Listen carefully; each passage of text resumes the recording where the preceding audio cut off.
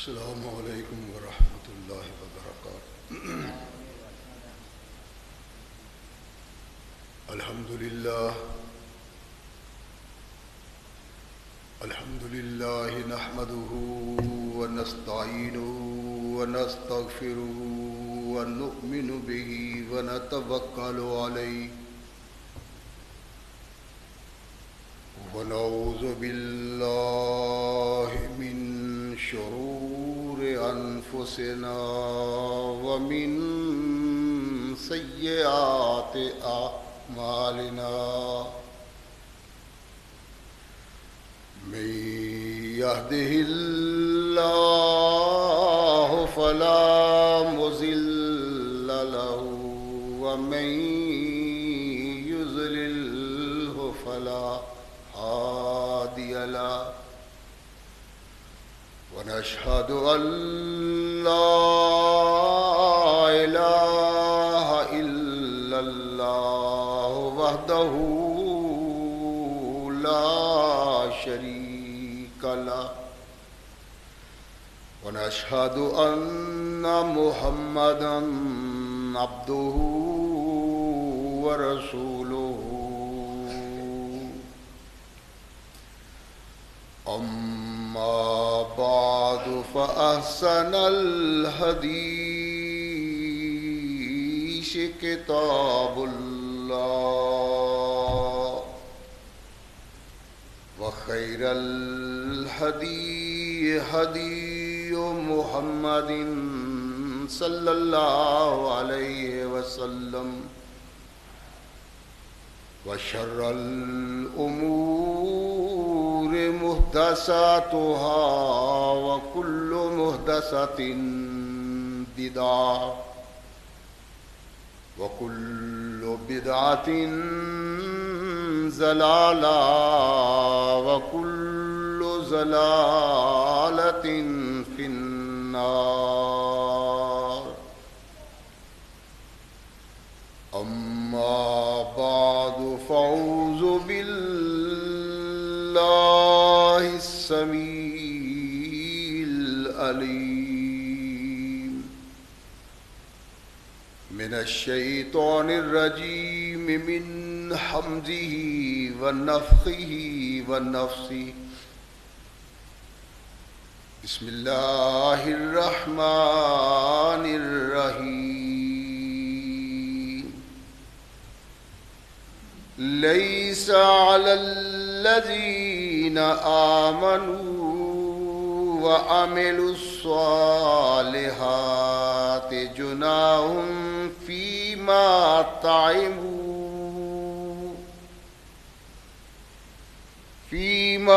طعموا إذا ما اتقوا وآمنوا وعملوا الصالحات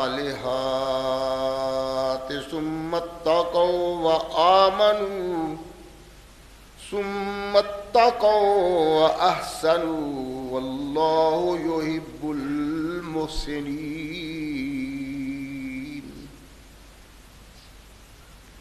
صدق اللہ مولانا العظیم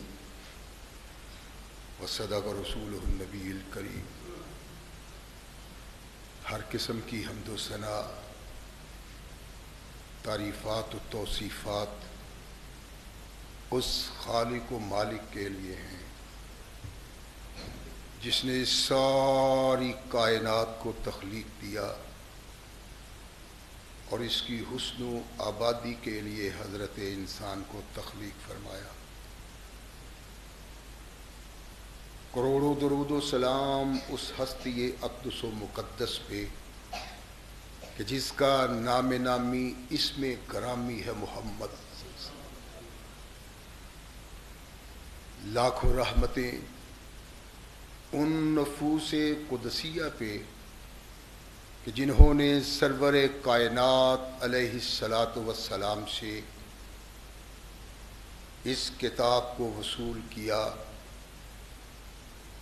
اور اس کو ہم تک پہنچانے کے لیے اپنا تن من دھن قربان کر دیا۔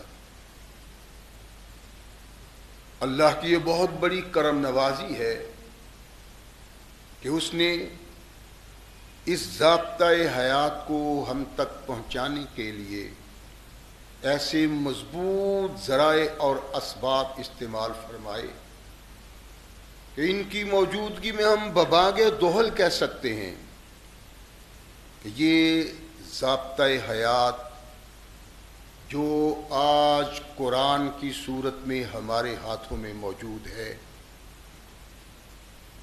یہ وہی دستور المتقی ہے جو آج سے کم و بیش 1450 سال پہلے نبی کائنات رسول ثقلین حضرت محمد رسول اللہ صلی اللہ علیہ وآلہ وسلم پہ انسانوں کی رشد و ہدایت کے لیے نازل ہوا۔ اللہ کی اس کرم نوازی پہ ہم جس قدر بھی اس کا شکریہ ادا کریں، کما حقہ ہو اس کا شکریہ ادا نہیں ہوتا، اس لیے کہ یہ ضابطۂ حیات وہ دستور المتقی ہے کہ اگر انسان اس سے تعلق پیدا کر لے تو یہ قرآن اس کی دنیاوی زندگی میں ایک عظیم انقلاب پیدا کر دیتا ہے،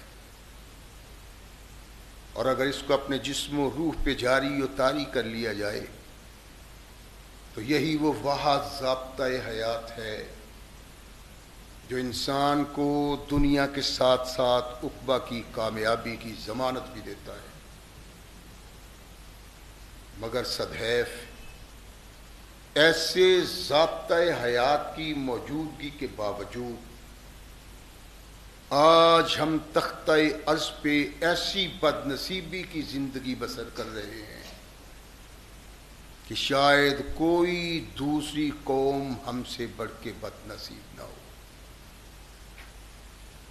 جبکہ اس قرآن کی آمد نے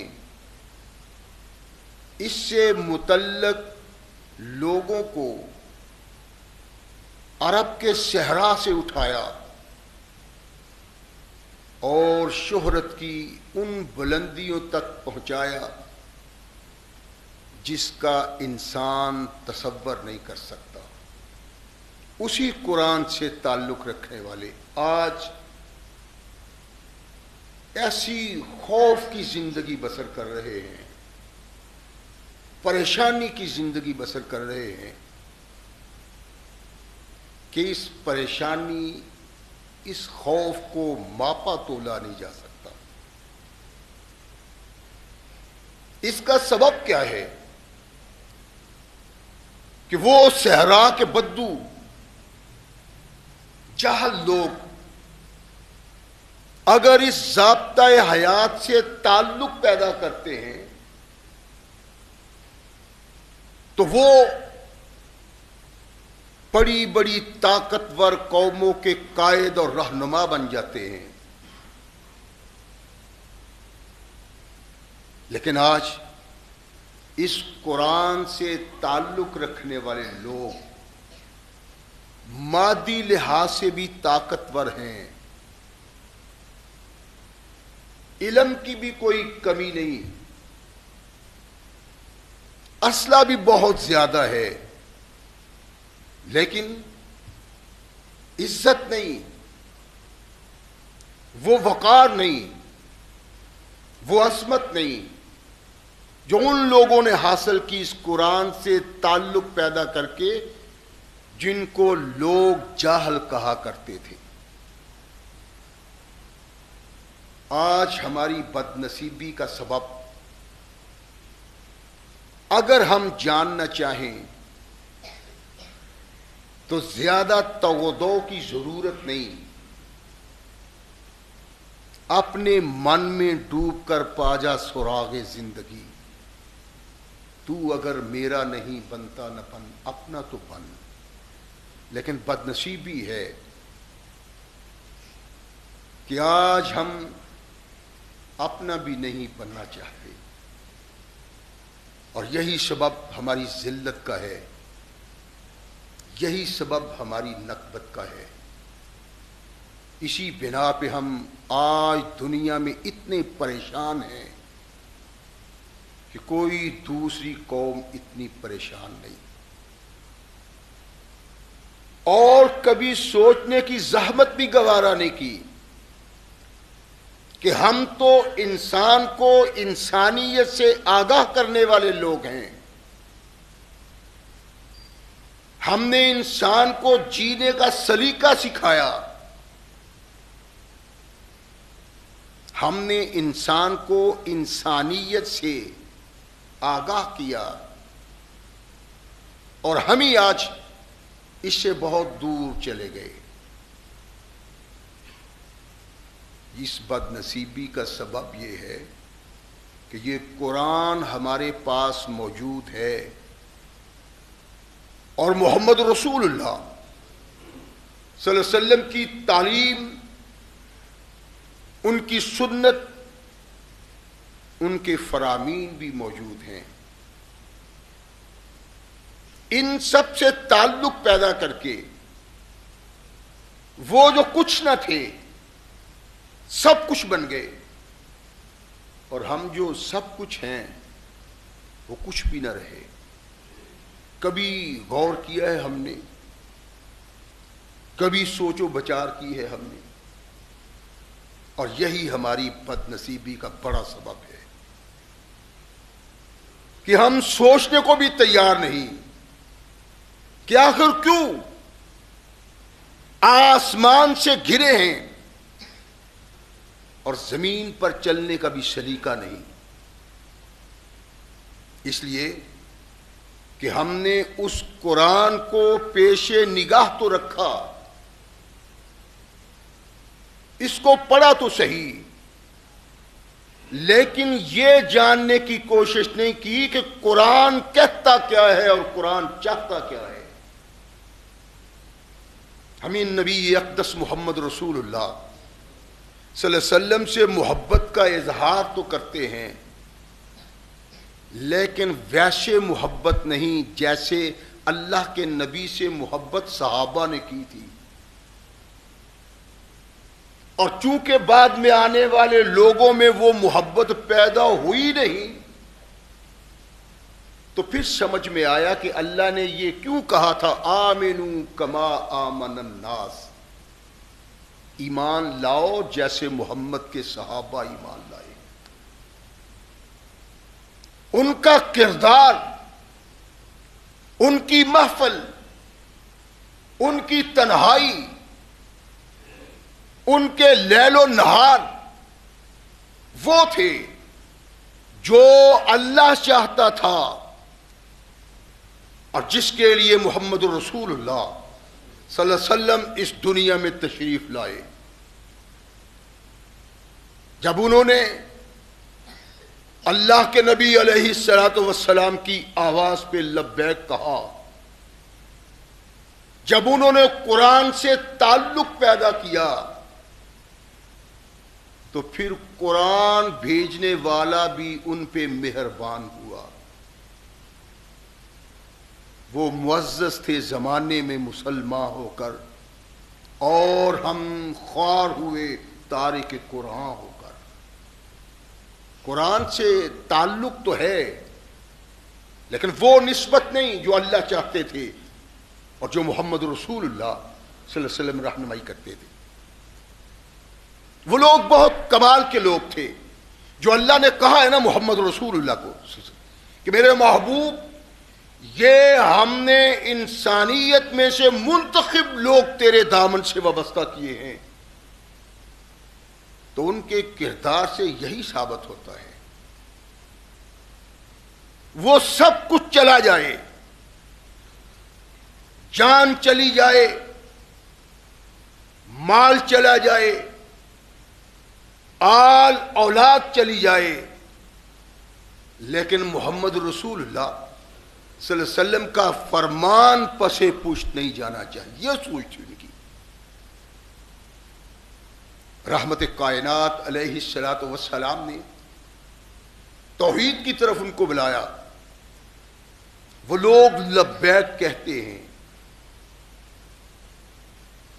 کونین کے آقا ثقلین کے تاجدار محمد رسول اللہ صلی اللہ علیہ وسلم پہ جینا دوبر کر دیا. مکہ میں اللہ کے نبی نے سمجھا کہ یہ وہ سرزمین نہیں جہاں اسلام کا درخت بارآور ہو، تو اللہ کی رہنمائی میں یثرب کی طرف ہجرت کی، اور پھر جو مکہ میں جینے نہیں دیتے تھے انہوں نے چاہا کہ یہ دھرتی کے کسی مقام پہ پہنچ جائیں، انہیں جینے کا حق نہیں۔ ساری کائنات کے انسان محمد رسول اللہ صلی اللہ علیہ وسلم کے خون کے پیاسے، مسلمانوں کے دشمن اور تحریک اسلام کو دبانے کے لیے رات دن سازشیں کرنے والے، لیکن یہ دین وہ تھا، پیغام وہ تھا جس کو قیامت تک زندہ رہنا تھا، تو اللہ نے اس کے زندہ رہنے کے اسباب پیدا کیے اور دکھایا لوگوں کو کہ کائنات کی تمام طاقتیں مل کے بھی ان لوگوں کا بال بیکا نہیں کر سکتے جن کا ایمان اللہ کی ذات پہ ہے،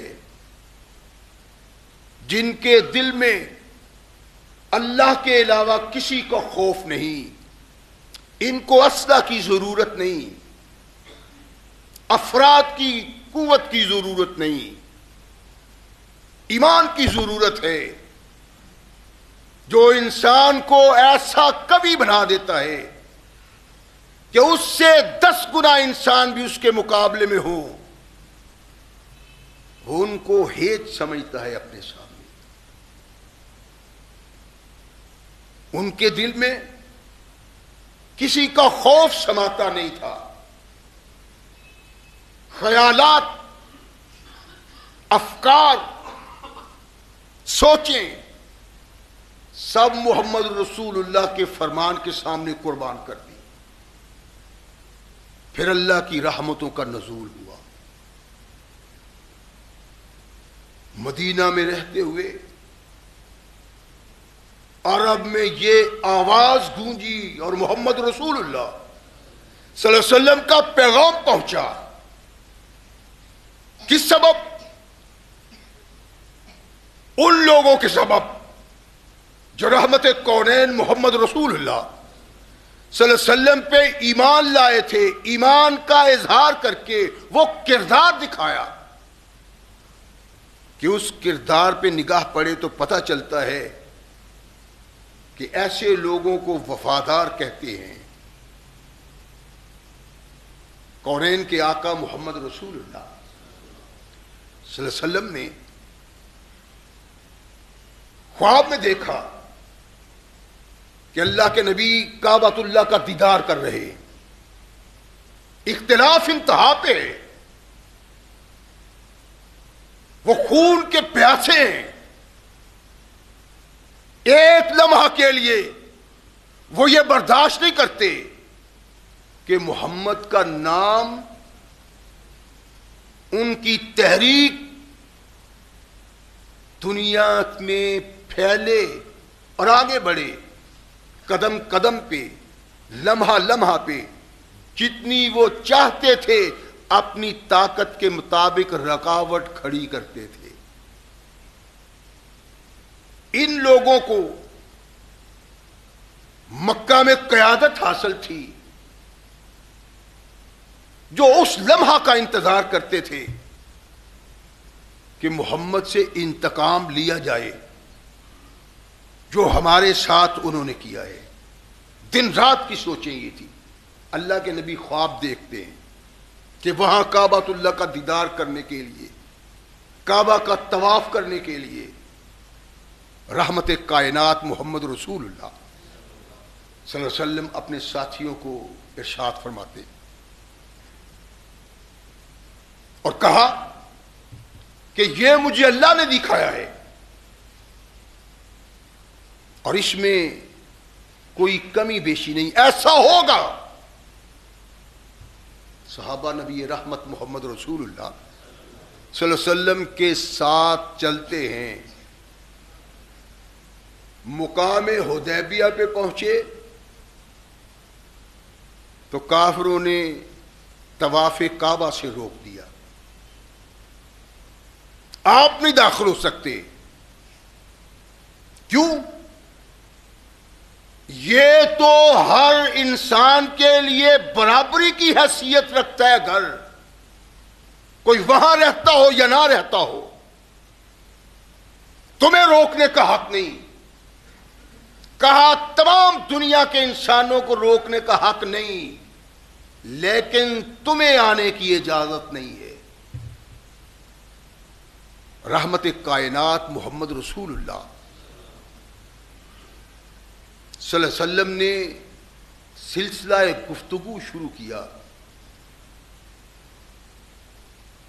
تو کافروں کا بڑا ذہین، دانا، لائق فائق آدمی سہیل بن عمر رحمت کونین محمد رسول اللہ سے بات کرنے کے لیے، طے کرنے کے لیے گفتگو کا سلسلہ شروع ہوتا ہے۔ جہاں حدیبیہ کا وجود پیدا ہوتا ہے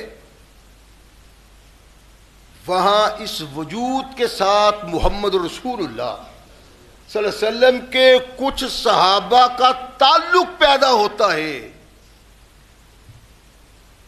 جو تنے تنہا دو افراد اپنی عقل، شعور، فہم و فراست اور اپنی تدبیر سے تگنی کا ناش نچاتے ہیں مکہ والوں کو۔ کائنات کے سردار محمد رسول اللہ گفتگو کر رہے ہیں، معاہدہ طے ہو رہا ہے کہ اچانک شور اٹھا۔ کیا ہے؟ ایک شخص بیڑیوں میں جکڑا ہوا رحمت کائنات محمد رسول اللہ صلی اللہ علیہ وسلم کی طرف بڑھتا ہے۔ اس کا باپ عقاب کی طرح اس پہ جھپٹتا ہے۔ یہ کون ہے؟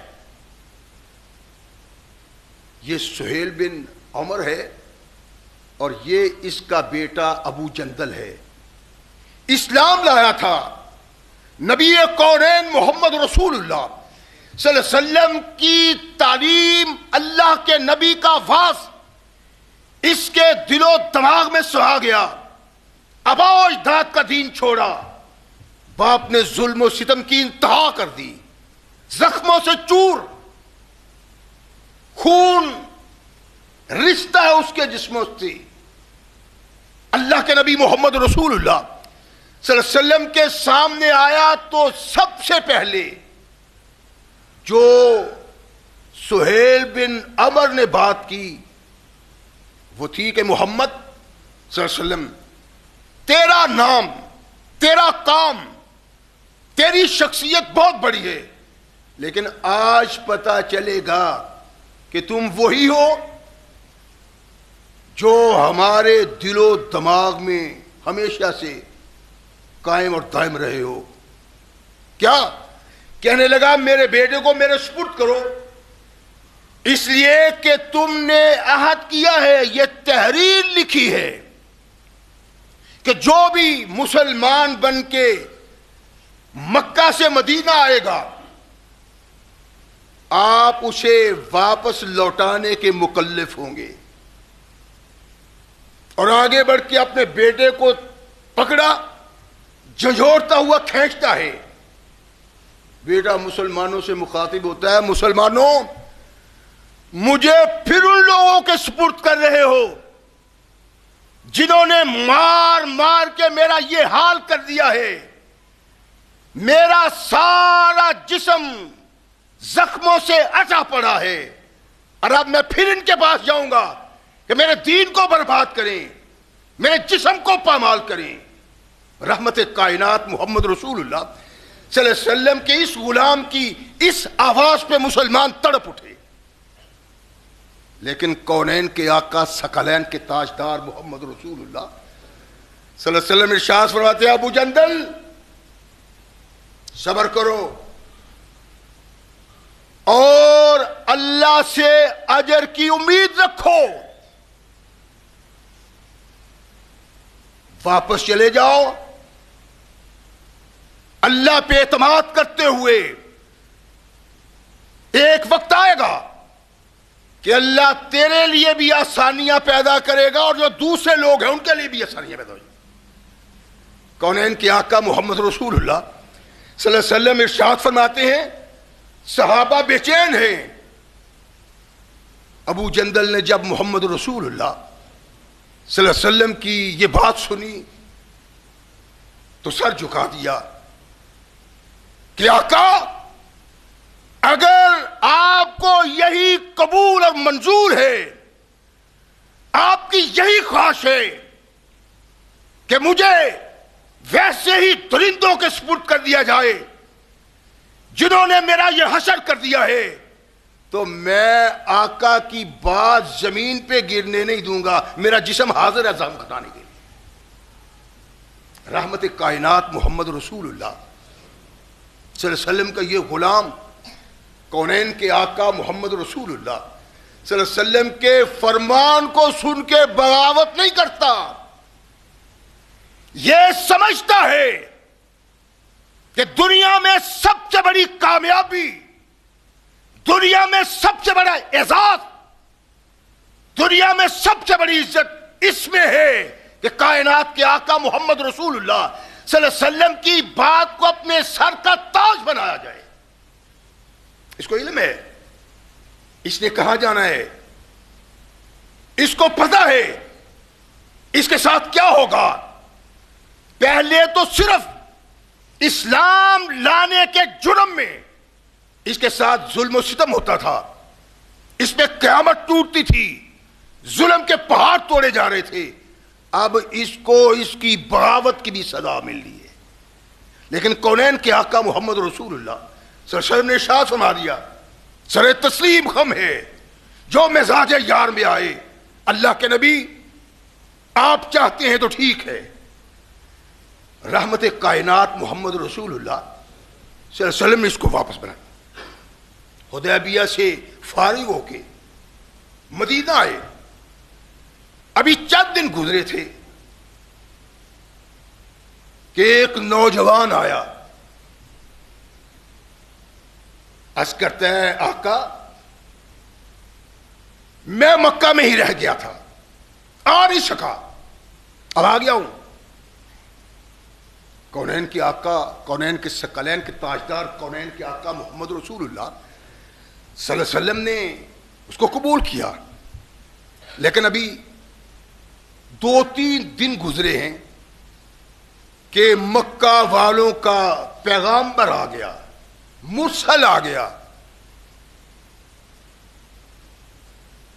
نبی رحمت محمد رسول اللہ صلی اللہ علیہ وسلم کے سامنے خط پیش کیا۔ یہ خط تھا اخنس بن شریک کی طرف سے اور اظہر بن عبد عوف کی طرف سے، 2 انسانوں کو بھیجا کہ جاؤ محمد کو یہ پیغام دو صلی اللہ علیہ وسلم کہ تمہارا حد ہے اور یہ ہمارا آدمی تمہارے پاس بھاگ کے آیا ہے، آپ کو نبھاؤ، اس کو واپس بھیجو۔ کونین کی آقا نے یہ خط پڑھا تو ابو بصیر کو بلایا، فرمایا ابو بصیر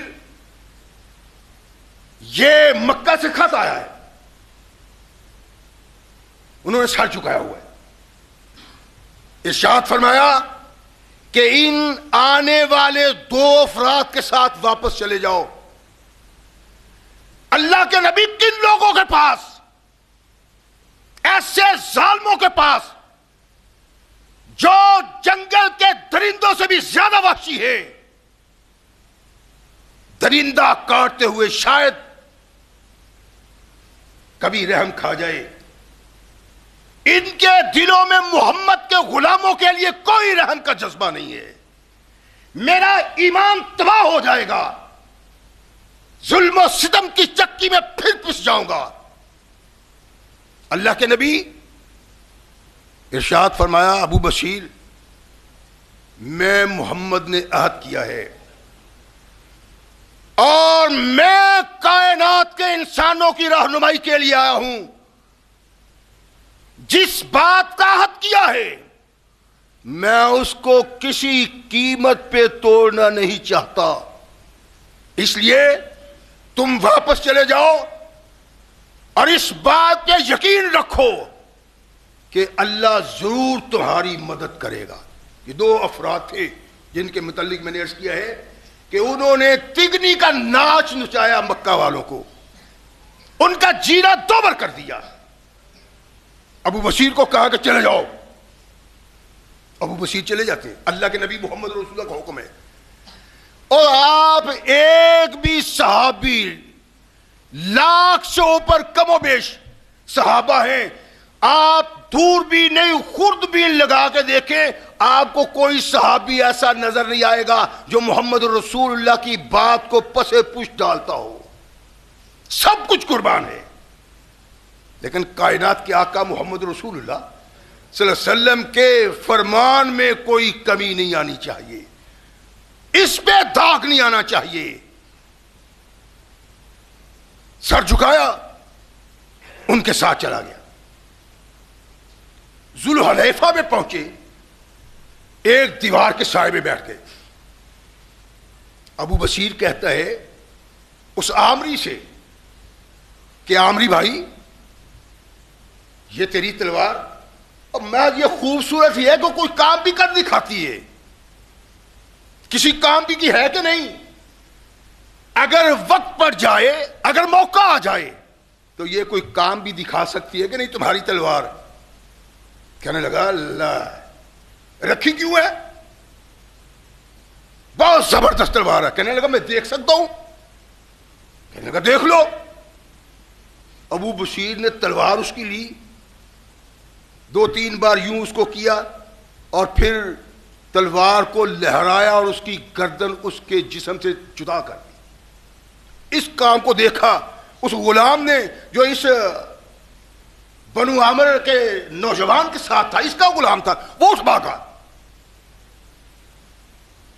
آ کے نبی رحمت محمد رسول اللہ صلی اللہ علیہ وسلم کے پاس مسجد میں آتا ہے. کائنات کے آقا نے دوروں آتے ہوئے دیکھا تو ارشاد فرمایا کہ یہ پریشان نظر آتا ہے، اسے کوئی مصیبت پیش آئی ہے.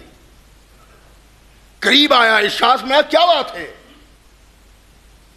کہنے لگا جناب آپ کے ساتھی نے میرے ساتھی کو قتل کر دیا ہے. رحمت کونین محمد رسول اللہ صلی اللہ علیہ وسلم ابھی جواب نہیں دے پائے کہ ابو بشیر بھی تلوار ہاتھ میں لیے نبی اقدس محمد رسول اللہ کے پاس عرض کرنے لگے اللہ کے نبی آپ نے اپنی ذمہ داری پوری کر دی ہے. عہد یہ تھا کہ آپ آنے والے کو واپس بھیجیں گے، آپ نے تو عہد پورا کر دیا. اب میرے اللہ نے میرے دین کو بچا لیا ہے، اب میں مدینہ میں رہ سکتا ہوں. اللہ کے نبی صلی اللہ علیہ وسلم کی گفتگو سے اندازہ اس نے کیا کہ مدینہ میں رہنا میرے لیے محمد رسول اللہ کو قبول نہیں ہے. اور یہ بھی ڈر تھا کہ اللہ کے نبی پھر بھیج دیں گے. اٹھا مسجد سے باہر نکل گیا.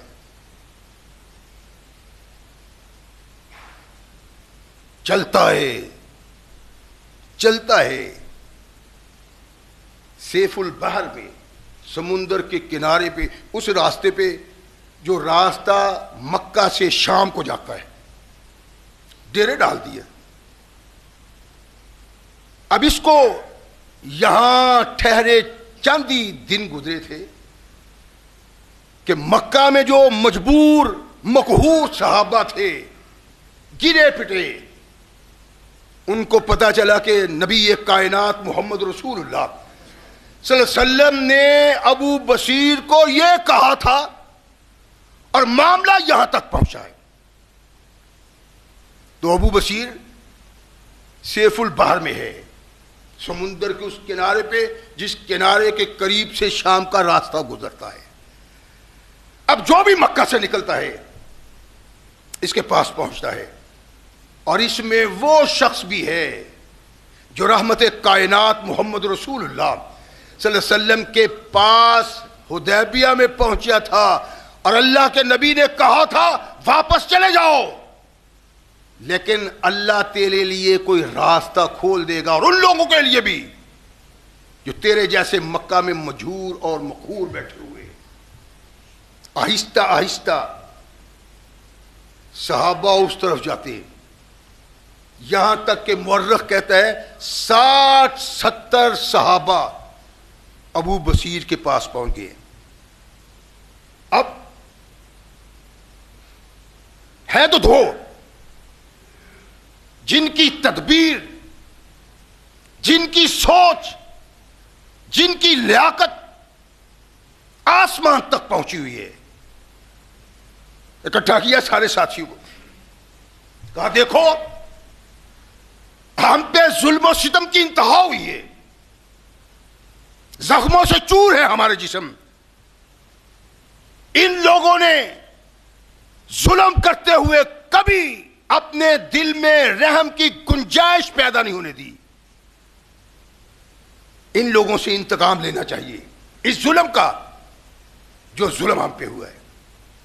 صحابہ تو 70 کے قریب تھے، لیکن جن لوگوں نے اپنی دانائی، اپنی عقل، اپنی تدبیر سے مکہ والوں کو وہ دکھایا جس کے متعلق وہ سوچتے بھی نہیں تھے، میدان کارزار میں ان کو مسلمانوں نے بچھایا، ان کے سرداروں کو قتل کیا، ان کے بڑوں کو قتل کیا، ان کے لوگوں کو قید کیا، لیکن سب کچھ کے باوجود یہ محمد رسول اللہ صلی اللہ علیہ وسلم کے سامنے نہیں جھکے.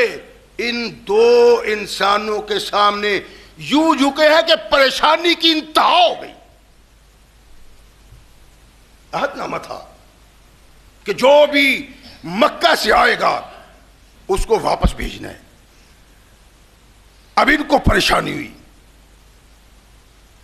کہ یہ تو ہمارا راستہ ہی بند ہو گیا. ابو بصیر نے کہا کہ ظلم و ستم کا انتقام لینا ہے، ظلم نہیں کرنا. جن لوگوں نے ہمارے جسموں میں کوئی ایسی انچ جگہ نہیں رہنے دی جہاں پہ زخم نہ لگایا ہو، جہاں نیزے کی انی نہ لگی ہو، جہاں پتھر نہ لگا ہو، جسم کا کوئی ایسا حصہ نہیں جو تپتی ہوئی ریگ میں جلا نہ ہو. اس ظلم کا انتقام، اس کا بدلہ لینا چاہیے، اس لیے کہ اللہ کہتا ہے کہ جو شخص مظلوم ہے،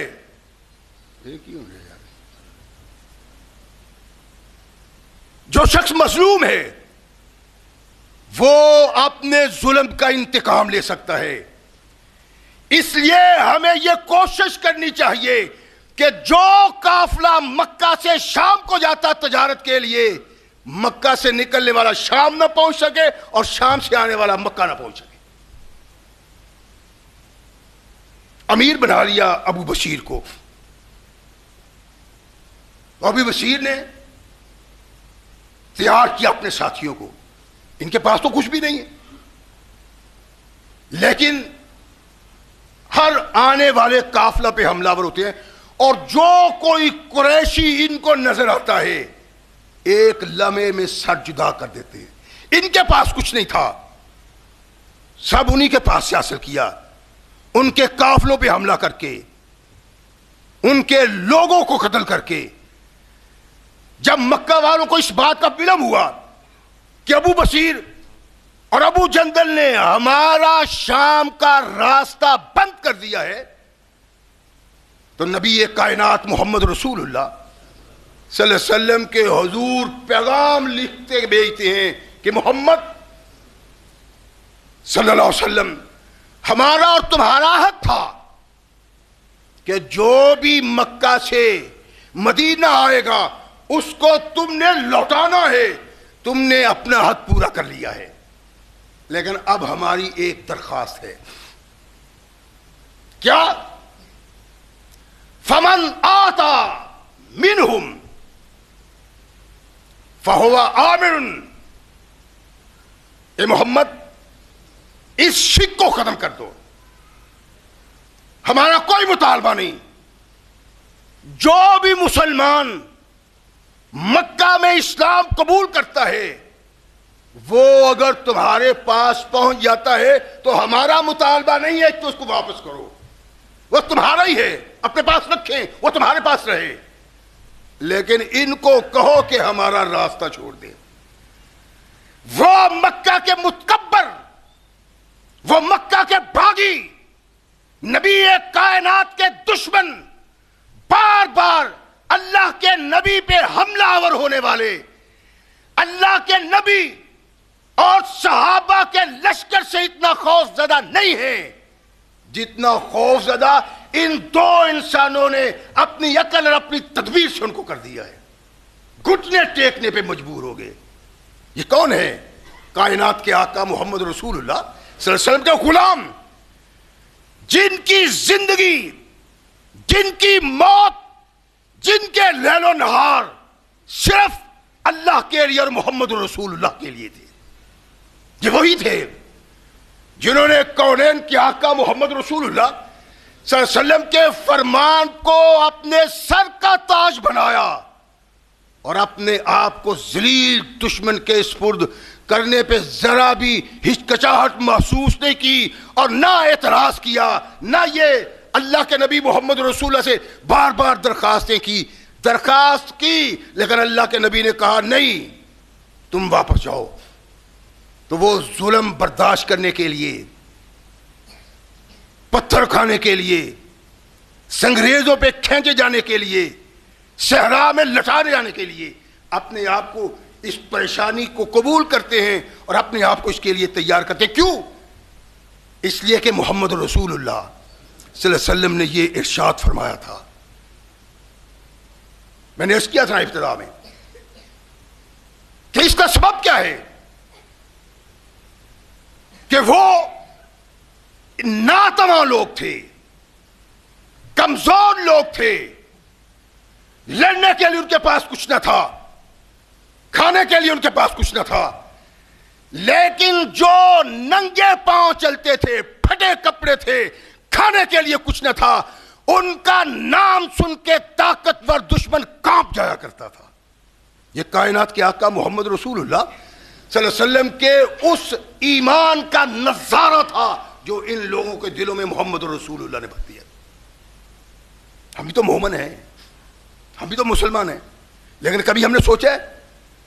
اور ہم تو نانی کے ہاتھوں مجبور ہیں, خالہ کے ہاتھوں مجبور ہیں, ہر وہ بدعت کا ارتکاب کرتے ہیں, ہر مقام پہ محمد رسول اللہ کی بغاوت کرتے ہیں, اور نام یہ ہے کہ ہم محمد رسول اللہ کے غلام ہیں. تیرا بیٹا تجھ کو مجبور کر دیتا ہے, تیری بیوی تجھ کو مجبور کر دیتی ہے, تیرے رشتہ دار تجھے مجبور کرتے ہیں کہ کیا ہے محمد نے تو رہنے دو, اب ضرورت اس بات کی ہے. ان کے نزدیک سب کچھ قربان کیا جاتا تھا, جوتی کی نوک پہ ٹھکرایا جاتا تھا, لیکن کائنات کے آقا محمد رسول اللہ صلی اللہ علیہ وسلم کی بات کو وہ زمین پہ نہیں گرنے دیتے تھے. اس سبب اس زمین سے اٹھے اور آسمانوں کی رفتوں تک پہنچے. یہ سبب تھا کہ صحرا میں بسنے والے, جنگلوں میں رہنے والے, پھٹے پرانے کپڑے, ننگے پاؤں چلنے والے اللہ کے قرآن کی آواز پہ لبیک کہتے ہوئے, محمد الرسول اللہ کی آواز پہ لبیک کہتے ہوئے اس مقام پہ پہنچے کہ دنیا کی بڑی بڑی طاقتیں جن کے ملک میں سورج غروب نہ ہوتا تھا ان کے پاؤں کے نیچے پمال کر دی اللہ نے. ایمان تھا, ایمان تو ہمارا بھی ہے, مومن تو ہم بھی ہیں, لیکن رات کو نیند نہیں آتی, دن چین کا نہیں گزرتا. امریکہ تڑیاں لگا رہا ہے, ہندوستان تڑیاں لگا رہا ہے, موت چاروں طرف نظر آتی ہے، اور نبی کائنات محمد رسول اللہ صلی اللہ علیہ وسلم کے صحابہ تھے جنہوں نے ان سے بدتر حالات کو اپنے ایمان سے ایسی شکست دی کہ جس شکست کا اعتراف تکبر کرنے والے سردار بھی کیا کرتے تھے۔ وفا کے وہ چراغ جلائے کہ جو چراغ مخالفت کی بدترین آندیاں بھی گل نہ کر سکی، اور آج تک ان چراغوں کی روشنی ہم تک پہنچی ہے۔ ایمان تھا، یقین تھا کہ اللہ اپنے بندوں کو ضائع نہیں کرتا۔ ہمارے پاس اسلحہ ہے، لاتعداد اسلحہ، ایٹم بم، لیکن مجال ہے کہ ہم اونچا سانس بھی لے سکیں۔ اب کن لوگوں سے ڈرتے ہو؟ کس بنا پہ ڈرتے ہو؟ جب تم صحابہ کا سا ایمان پیدا کر لو تو پھر کائنات کی کوئی طاقت تمہارے سامنے پرکاہ کی حیثیت نہیں رکھتی۔ اللہ کہتا ہے مجھ پہ اعتماد کر کے میدان میں آؤ، میں تمام کائنات کے انسانوں کو دکھاؤں گا کہ جو میرا بن جاتا ہے کائنات کی طاقتیں مل کے بھی ان کا بال بھی کا نہیں کر سکتی۔ اگر تمہارا ایمان اس کو قبول نہیں کرتا تو محمد رسول اللہ صلی اللہ علیہ وسلم کے صحابہ کی تاریخ کو دیکھو، ان کے لیل و نہار کو دیکھو۔ ان کے سامنے بس ایک ہی بات تھی، جینا آخرت کے لیے، مرنا آخرت کے لیے۔ وہ اس زندگی کو بیکار زندگی سمجھتے تھے جو زندگی اللہ رسول کے احکامات کے مطابق نہ ہو، اور ہم کبھی یہ سوچتے بھی نہیں ہیں، ہمارے کبھی خیال میں بھی نہیں یہ گزرا۔ چھوٹے چھوٹے کام ہم جرأت نہیں کرتے اپنی زبان پہ لانے کو۔ معاشرے ایسا بن گیا جی، حالات ایسے بن گئے ہیں، اور یہ سبب کیا ہے؟ وہ بھی انسان تھے، بلکہ آج کے انسان سے بدتر قرآن ان کے سینے میں داخل ہوا، محمد رسول اللہ سے وابستگی اختیار کی، تو پھر کچھ نہ رہ گیا سوائے اس کے کہ لا الہ الا اللہ محمد رسول اللہ، یا اللہ یا محمد صلی اللہ علیہ وسلم۔ کائنات کی تمام طاقتوں کو پسے پش ڈالا، ماں کو، باپ کو، بیٹی کو، بیٹے کو، بیوی کو، سب کچھ تج کے رکھ دیا۔ اگر ان کے سامنے کوئی چیز تھی تو محمد رسول اللہ کا پیغام تھا۔ اس سبب آج تک جب ان کا نام سامنے آتا ہے تو ہم رضی اللہ تعالیٰ عنہ کہتے ہیں۔ سوچ یہی تھی، اس کے علاوہ کوئی سوچ نہیں۔ اللہ کے نبی علیہ الصلوۃ والسلام کا پیغام پہنچا، خط پہنچا۔ ابو بصیر بیمار تھے۔ مورخ لکھتا ہے کہ جب نبی رحمت محمد رسول اللہ صلی اللہ علیہ وسلم کا یہ پیغام وہاں تک پہنچا تو ابو بصیر آخری سانس لے رہا تھا، اور کہتے ہیں ان کے ساتھی امامت وہ کرواتے تھے، لیکن ہر نماز کے بعد وہ یہ کہتے تھے الحمدللہ الذی، اس ذات کا شکر ہے جو ذات عظیم اور بلند ہے، اس نے مومن کے دل میں اس چیز کو پیدا کر دیا کہ کائنات کی کوئی طاقت مومن کے راستے میں رکاوٹ نہیں بن سکتی۔ اگر کوئی ہو اس کو اس بنا پہ پمال کرنے کا ایمان پیدا ہو تو پھر اللہ اس کے لیے رہنمائی کرتا ہے۔ کہا جو اللہ کے دین کی مدد کرنے کے لیے نکلتا ہے اللہ اس کی مدد کو آتا ہی آتا ہے۔ اور جب کائنات کے آقا محمد رسول اللہ صلی اللہ علیہ وسلم کا یہ فرمان دیکھا، اس کو پڑھا تو آنکھوں سے آنسو جاری ہو گئے۔ الاصابہ میں لکھا ہوا ہے کہ ہاتھ نیچے گرا تو ہاتھ میں محمد رسول اللہ کا خط تھا. ہاتھ نیچے گرنے کے ساتھ ساتھ بھی جان آفریں کے سپرد کر دی. لیکن انسانیت کو پیغام دیا کہ جو محمد رسول اللہ سے وابستہ ہوتا ہے، جو اللہ کے نبی کو قائد مانتا ہے، جو قرآن سے تعلق پیدا کرتا ہے، اس کی زندگی کا حاصل یہ ہے کہ قرآن بھیجنے والا راضی ہو جائے اور محمد رسول اللہ راضی ہو جائے. کلاؤ کوئی بات نہیں. یہ فوت ہو گئے. اللہ کے نبی علیہ الصلوۃ والسلام نے بلایا. ابو جندل نے نماز جنازہ پڑھایا. وہاں اللہ کے نبی علیہ الصلوۃ والسلام کے پاس ہے. رحمت کائنات محمد رسول اللہ دیکھ کے چہرہ کھل اٹھا. کیوں؟ اس لیے کہ جن لوگوں کو آج تک ہم کان نہیں پکڑوا سکے وہ ان دو افراد کی بنا پہ ناک رگڑنے پہ مجبور ہو گئے ہیں. اللہ نے کہا اور کائنات کی تمام طاقتوں کی تدبیریں اور سازشیں تمہارا کچھ نہیں بگاڑ سکتی. سینہ صبر ہو کے کھڑے ہو جاؤ. تم میدان میں آؤ. تمہارے ساتھ میں فرشتے آسمان سے نازل کروں گا جو تمہارا دفاع کریں گے. اور صحابہ کا کردار، ان کا ایمان یہ تھا کہ فرشتے آئے، ان کی مدد ہوئی اور انہوں نے زندگی رحمت کائنات محمد رسول اللہ صلی اللہ علیہ وسلم کے لیے وقف کر دی تھی. قرآن کے لیے وقف کر دی. ابو جندل مدینہ آتے ہیں، پھر مدینہ میں بیٹھتے نہیں ہیں. وقت نہیں ملا محمد رسول اللہ کے پاس بیٹھنے کا. دین ابھی ویسے راسخ نہیں ہوا جیسے ان صحابہ کے اندر راسخ تھا دین جو رحمت کونین محمد رسول اللہ کے سامنے زانو تلمس طے کرتے تھے، جن کے کانوں نے محمد رسول اللہ صلی اللہ علیہ وسلم کا فرمان سنا، جن کے کانوں نے آقا کائنات کے منہ سے نکلنے والا قرآن سنا، اور جن کے کانوں میں محمد رسول اللہ صلی اللہ علیہ وسلم کا واز داخل ہوا تھا. ان کو ایسا موقع نہیں ملا. لیکن تھے تو محمد رسول اللہ کے غلام. جنگ کے لیے، جہاد کے لیے شام کا سفر اختیار کیا. فاروق اعظم کا دور خلافت ہے.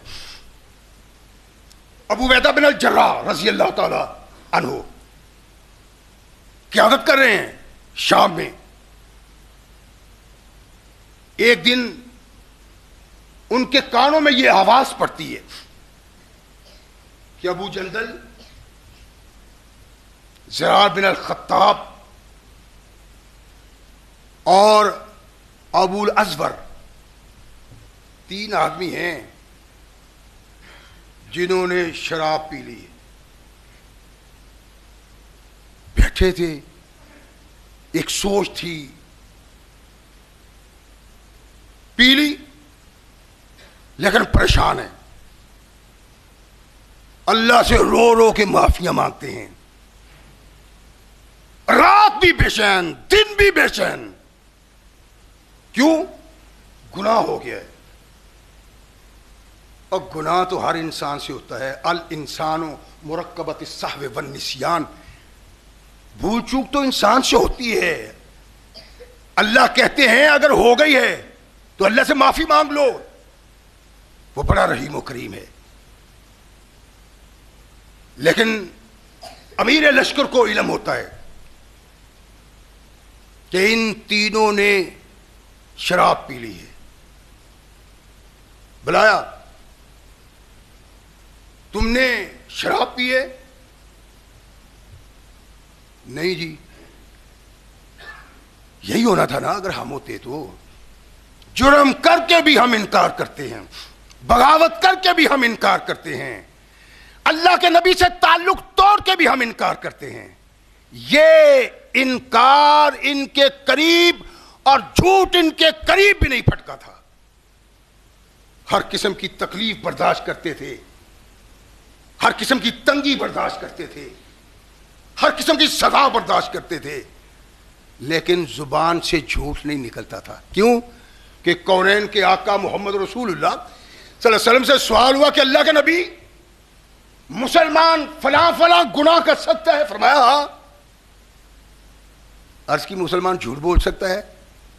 ثقلین کے تاجدار محمد رسول اللہ صلی اللہ علیہ وسلم کی زبان وحی ترجمان سے نکلا کہ نہیں، مومن جھوٹ نہیں بول سکتا۔ اور یہ صحابہ کو علم ہے، انسان ہے، انسانی ناطے سے کمی بیشی ہو سکتی ہے۔ اور پھر یہ وہ صحابی ہیں جو اللہ کے نبی کے آخری ایام میں ایمان لاتے ہیں، چند ماہ و سال۔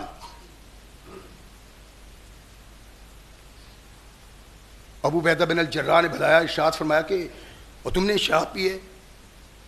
ہاں امیر محترم غلطی ہو گئی۔ کہا تمہیں سزا دی جائے گی، کوڑے۔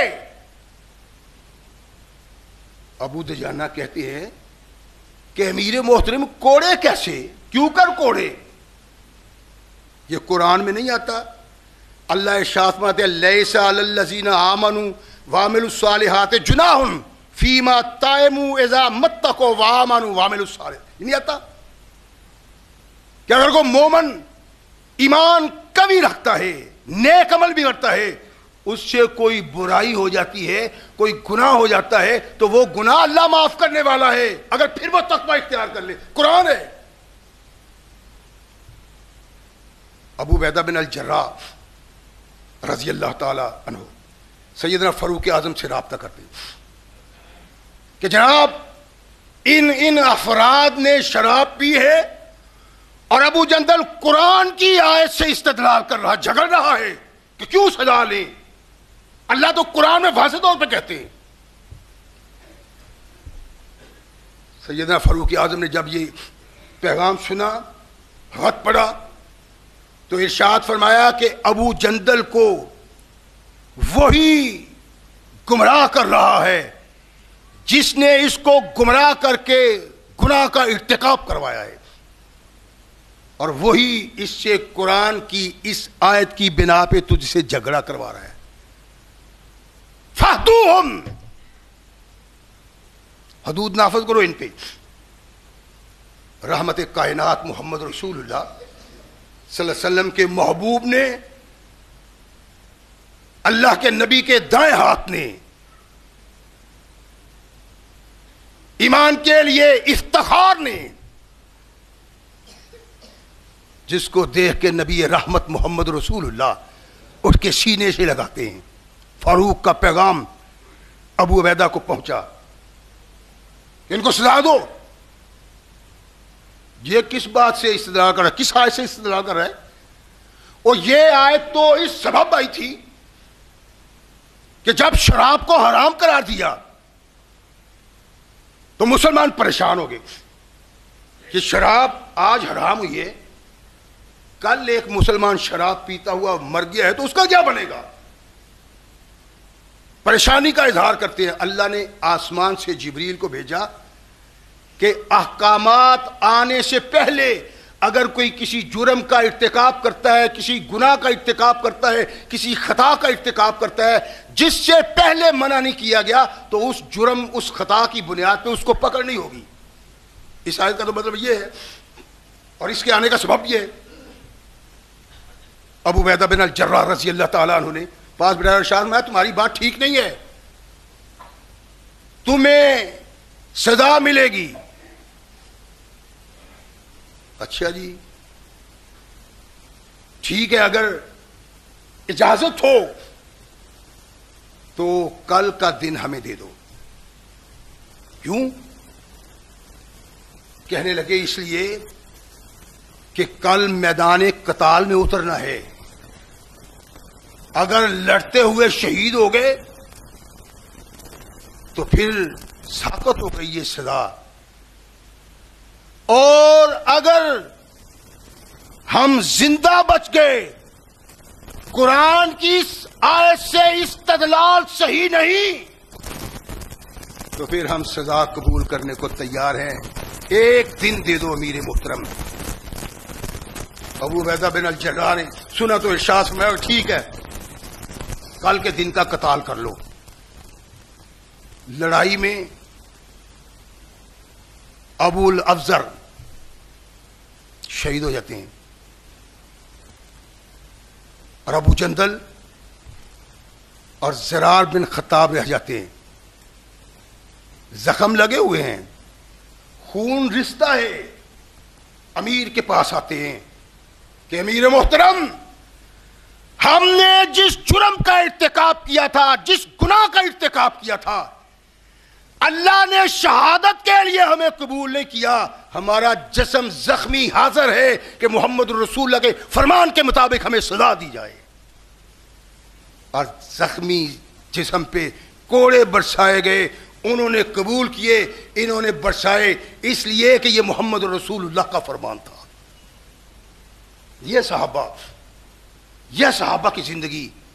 اور اسی بنا پہ اللہ نے کہا ہے کہ آمنو کما آمن الناس, اس ایمان کا اظہار کرو جو ایمان محمد رسول اللہ کے صحابہ کا ہے.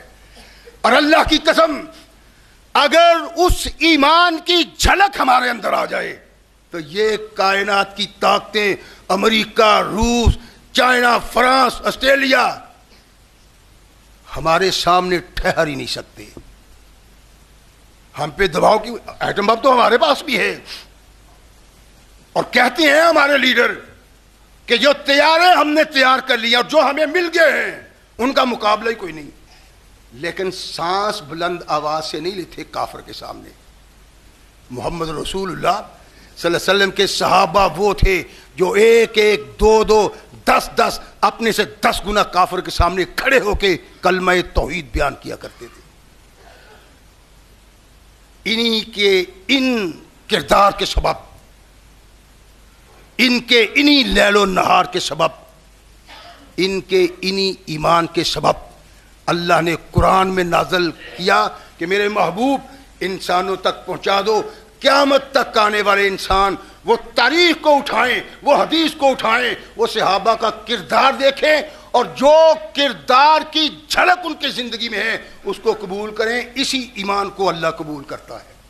اللہ ہمیں صحیح مسلمان بننے کی توفیق عطا فرمائے. واخر دعوانا الحمدللہ.